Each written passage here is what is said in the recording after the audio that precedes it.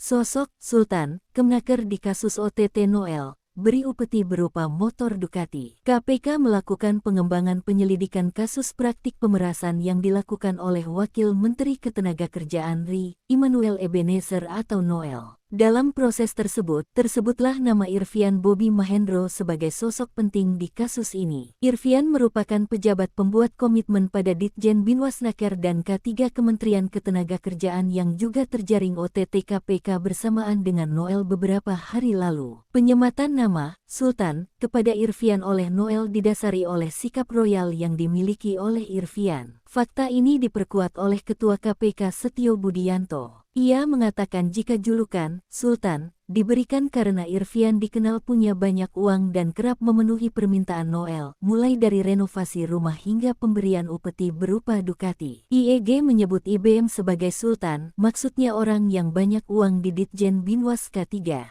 Sebelumnya praktik pemerasan terkait sertifikasi K3 Kemnaker terjadi jauh sebelum Immanuel Ebenezer menduduki kursi wamen. Diketahui, total dana terkumpul mencapai 81 miliar rupiah. Setio mengatakan, Irfian mendapat jatah 69 miliar rupiah. Untuk mengetahui kemana saja aliran dana hasil pemerasan sertifikasi K3 tersebut, Jubir KPK Budi Prasetyo mengatakan jika pihaknya akan terus melakukan penyelidikan mendalam. Budi mengatakan jika KPK akan mengikuti jalur pergerakan uang tersebut.